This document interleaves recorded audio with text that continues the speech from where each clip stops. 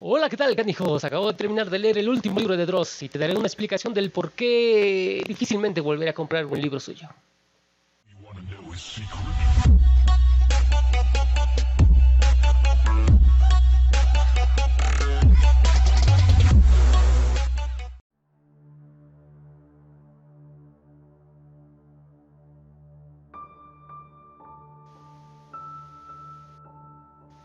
Es difícil hablar de este tema sin que lluevan los fanboys o los llamados niños ratas, diciendo que es el mejor libro que han leído en toda su vida, y yo me pregunto, aparte de los libros de la escuela primaria, ¿qué otros libros han leído? Esta es una crítica o una opinión, mejor dicho, de alguien que gasta su dinero y espera recibir un producto de calidad, es decir, recibir por lo que se paga.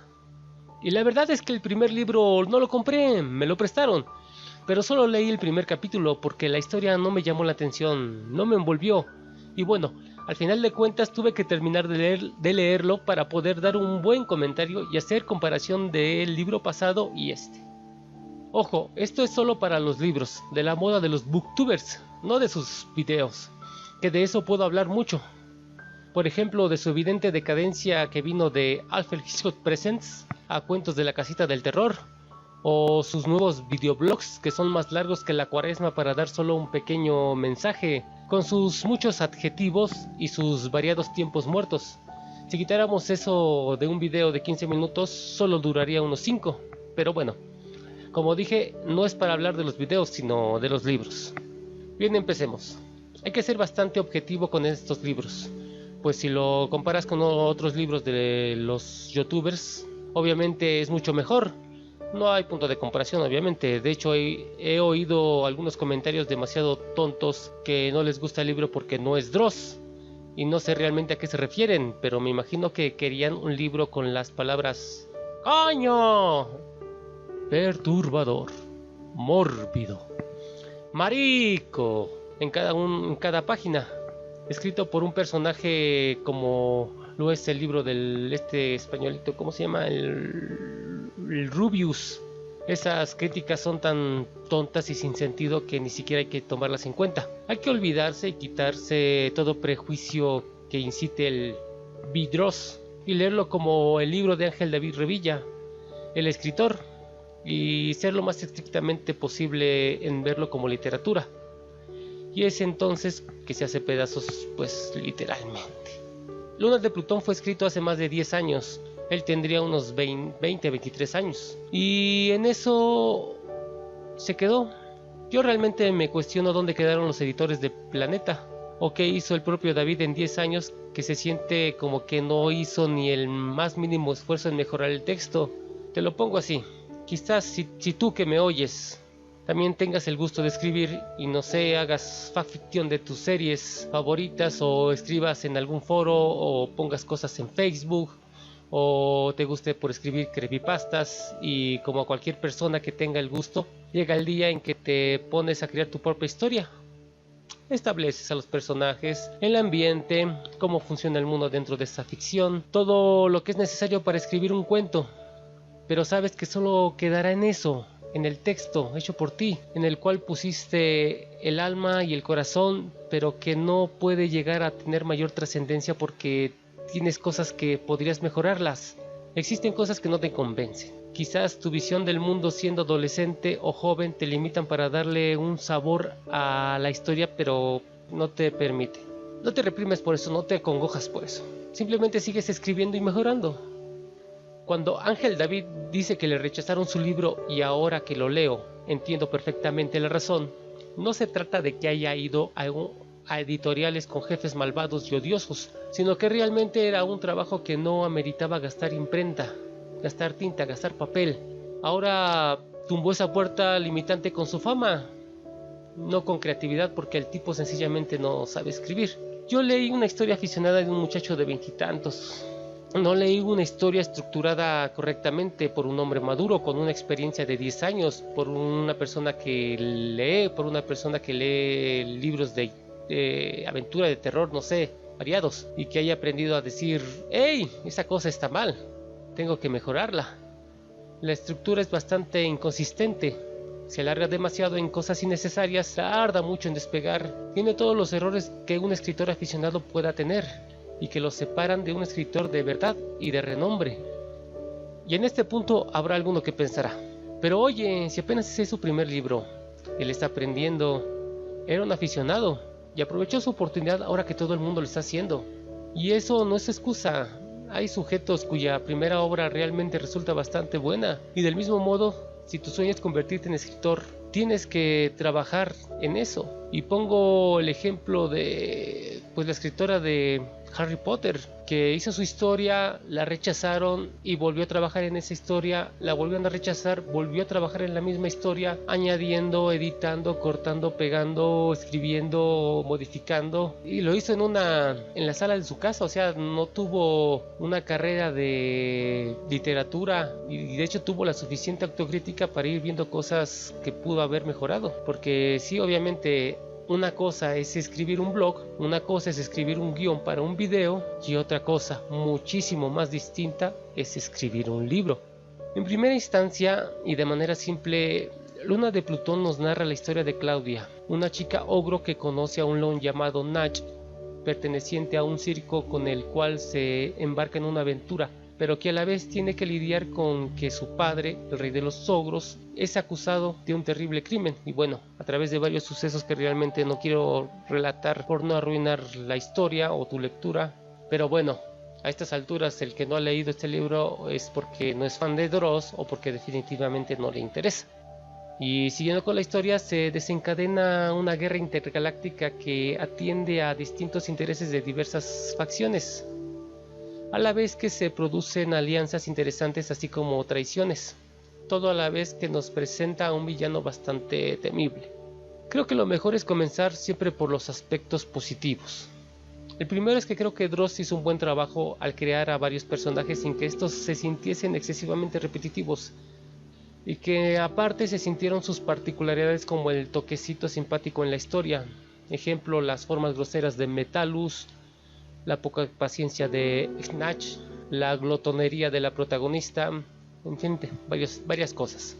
Las más de 400 páginas que tiene son entretenidas en su mayoría, y creo que para alguien joven al que le gusten las novelas tipo saga juvenil, tipo seinen o más bien shonen en manga, podrán disfrutarlas sin ataduras y, por qué no, impresionarse con un par de capítulos con una narrativa que, pese a sus errores, puede sentirse que pudo usar sus elementos bien para lograr momentos de intensidad que medio mueven la historia.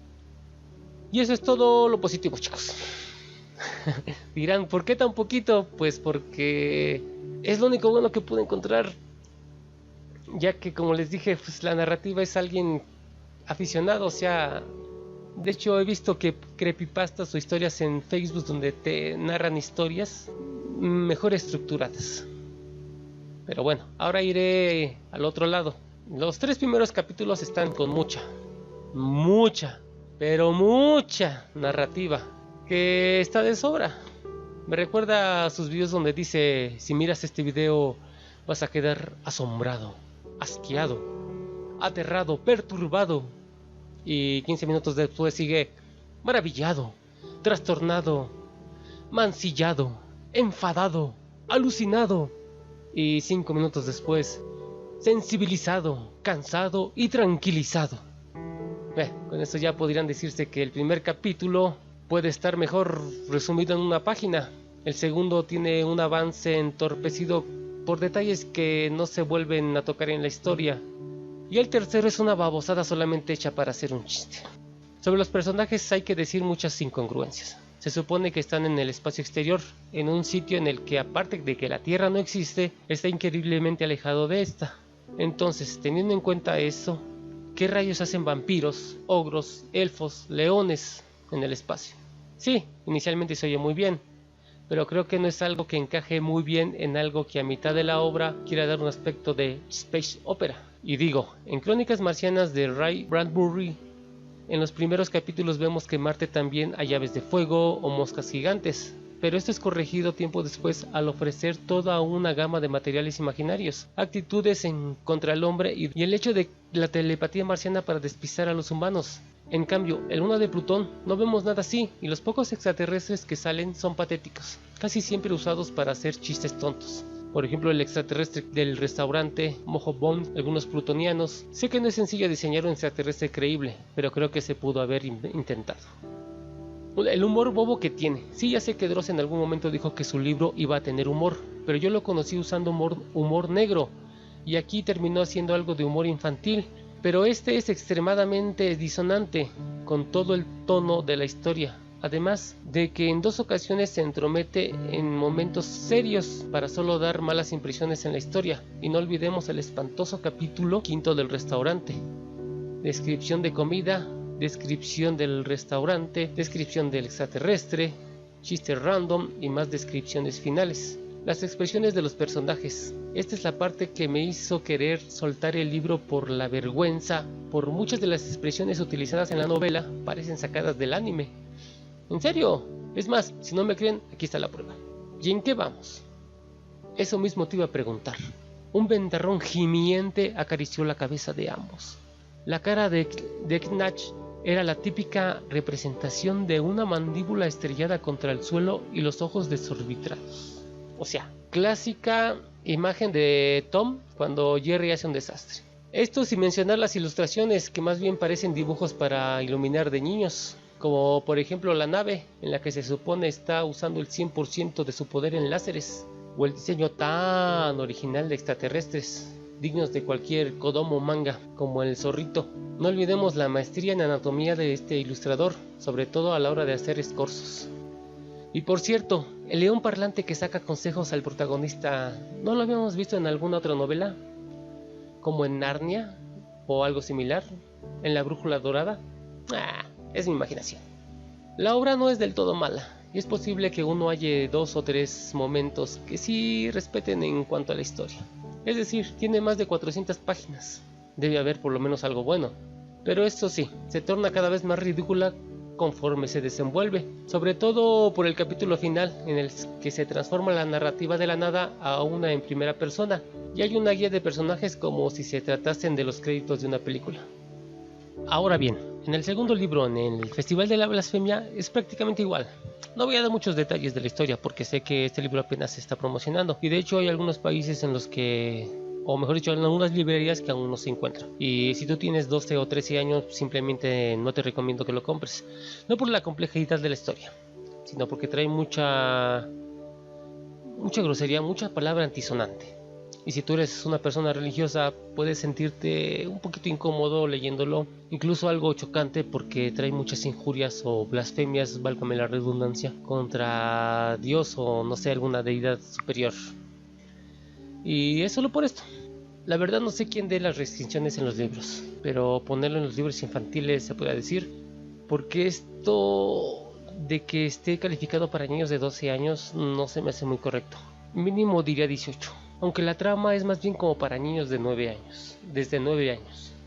Si lo resumes bien, podrías contarlo alrededor de una fogata en algún día de campo. Bueno, vamos a la reseña. Nuestro protagonista se llama Melchor, es un nigromante. Puede hacer rituales para invocar demonios, engaña a personas para participar en estos rituales para sacar un beneficio para ellos, pero la realidad es que los utiliza como sacrificios humanos y tener una existencia extraordinaria en el infierno. Es decir, un estatus privilegiado en el infierno en algún momento determinado. Telept es el demonio con el que tiene mejores contactos, mejores relaciones. Se podría decir que es su jefe. Le dice que con lo que ha hecho hasta ahora, él tiene asegurado un par de mujeres, prostitutas, una cabaña y, bueno, varias cosas más. Pero él quiere un palacio, él quiere fama, poder, estatus. Pero este demonio le dice que para poder tener eso tiene que hacer mucho más. Después Melchor va al infierno y Telept le pide hacer una misión, una tarea dentro del infierno, que es participar en el Festival de la Blasfemia y que lleve a cabo la ejecución del demonio mayor. Lo bueno es que el título sí describe el contenido, porque como mencioné antes, hay muchas injurias contra Dios, la religión en contra de un poder superior, un poder divino, humor negro al más puro estilo del viejo, nunca antes mejor dicho, al joven Dross. Melchor va pasando por varios estados de ánimo, desde la soberbia, lo pedante, lo poderoso que se siente, hasta lo más bajo, hasta el miedo, el desasosiego, la desesperación, desde el techo hasta el sótano. Al menos en eso es congruente. Referente a los demás personajes, a los demonios, pues son lo que se espera de ellos. Son groseros, son irritantes, divertidos, en ocasiones me parecieron hasta un poco caricaturescos. Ellos están en su mundo, o sea, no les importa lo que pase alrededor. Son blasfemos, injuriosos frente a los humanos y ante diferentes dioses. Cumplen su prometido. Es el típico demonio que nos ven en las religiones. Se podría decir que el típico cliché. Los personajes, tanto buenos como malos, están más definidos en este libro.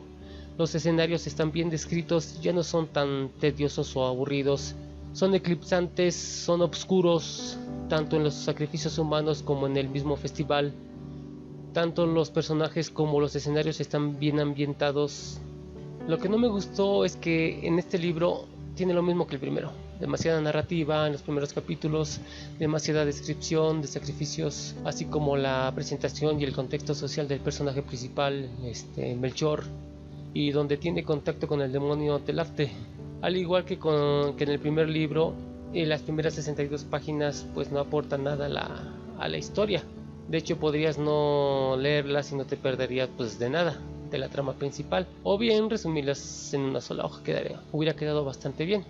De por sí la letra es bastante grande, tirándole a mediana.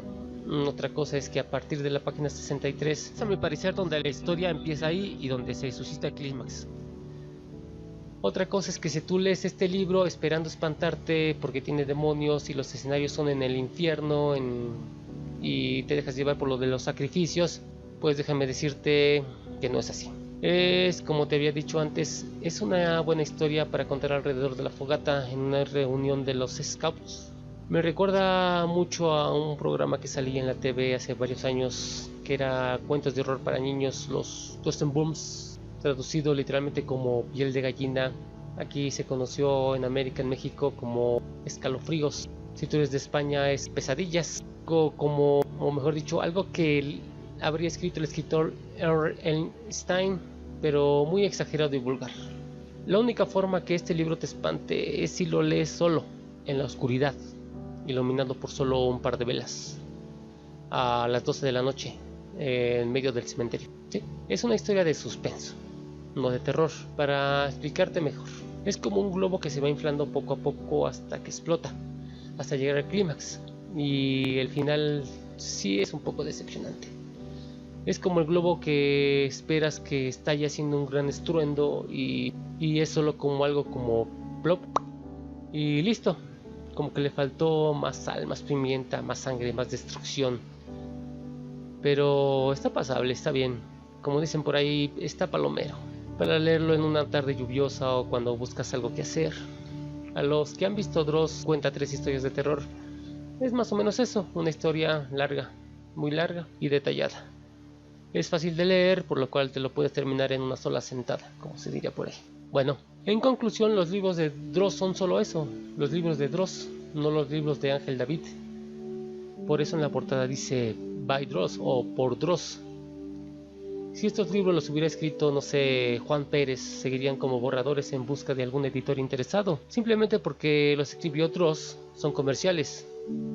El proceso de los libros fue más bien como: bien, ya tengo 8 millones de suscriptores, todo el mundo me conoce y soy garantía de marketing.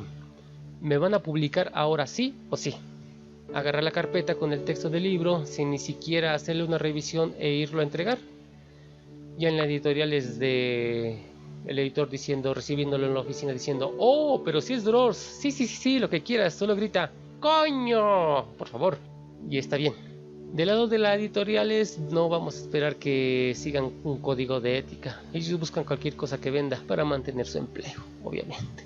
Del mismo modo no esperaba mucho del libro del Rubius, ni del Wherever y de Vegeta, y mucho menos del de Yuya, porque sé lo obtuso de sus mentes. Pero un sujeto que se atreve a llamarse a sí mismo un gran lector, un profesionista, un inteligente, un seguidor de maestros como lo son Stephen King o Lovecraft, y ofrecer algo similar a lo que un niño de 13 o 16 años podría hacer, realmente se siente como un insulto. ¿Recuerdan cuando salió por primera vez en Voces Anónimas contando una historia de terror?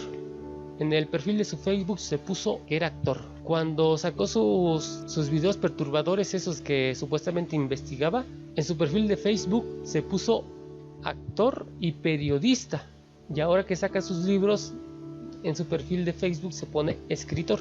Y acuérdese que ahorita ya que de sus videos de periodista de investigación, ahora sale de que sus videos son solo para entretener. No le importa si son verídicos o no. Digo, un periodista está en busca de la verdad y publica lo más allegado a ella, ¿no? Pero bueno, como te digo, si tú vas a leer estos libros, si no los has leído, o si vas a empezar o quieres leerlos, te comento que en los primeros capítulos la lectura se vuelve un poquito pesada. Si no tienes el hábito de leer, podrías abandonarla al no lograr captar tu atención o hartarte de no llevarte a ningún lado. Y quizás lo termines de leer y no lo vuelvas a tocar nunca más en tu vida y se quede ahí acumulando polvo. Vuelvo a lo mismo, Editorial Planeta está haciendo el negocio de su vida. El libro tengo entendido que anda, el Luna de Plutón anda en unos 300, cerca de 400 pesos. Que decir, aquí en mi estado una persona tendría que trabajar 8 días para poder comprar ese libro. El libro de Festival de la Blasfemia es mucho más accesible, la mitad prácticamente de lo que costó el Luna de Plutón. Pero es prácticamente trabajar 4 días para comprar un libro que al menos a mí no me llenó, pero la trama en sí pues es alguien para menos, ¿verdad? Y bueno, Dross cumple su sueño de rockstar de ser un pelo de Stephen King por 15 minutos. Y algo positivo de esto sería la introducción de niños ratas y gente analfabestia, yo la llamo, gente que escribe así al mundo de la literatura, pero pues no más. No son libros necesariamente malos, y repito, tiene cosas muy interesantes, pero tampoco precisa de ser realmente bueno. Es como muy y fácil de abandonar. Su redacción lo traiciona muy sanguinariamente. En realidad, vuelvo a preguntar, ¿dónde quedaron los editores? Espero que para los siguientes libros, y créeme, garantizo que sacará muchos más, porque ya lo ha dicho que los videos realmente no creo que duren mucho y después de YouTube se va a dedicar a escribir. Yo no voy a hablarle de Dross, voy a decir David. Y espero que David se tome la molestia de reestructurarse o de reestructurar ya los escritos que ya tenga hechos, pida ayuda y que realmente ofrezca algo decente. Y dicho de modo corto, si tú que me oyes, te gusta escribir, como dije antes, creepypastas o no sé, o tienes el sueño de escribir un libro en algún futuro cercano, y si tú sabes que lo que estás escribiendo ahorita es basura, no se compara cosas que han publicado, que tú has leído, ¿te atreverías a ir a una editorial a que te publiquen solo por el hecho de que eres famoso y que los demás ídolos juveniles lo hacen? A menos de que realmente creas que tu basura es buena, pues yo les dejo este gran dilema. Crear una obra buena que en un futuro digan, voy a hacer una película de esto, una gran epic movie tipo Señor de los Anillos, tipo eso de Stephen King, tipo El Resplandor. Hay tantas y tantas opciones, tantas sugerencias, que pues nos quedamos con esto, que crear una buena obra o una obra comercial, una obra que se venda rápido y a la siguiente. ¿Qué harías tú? ¿Tú qué opinas?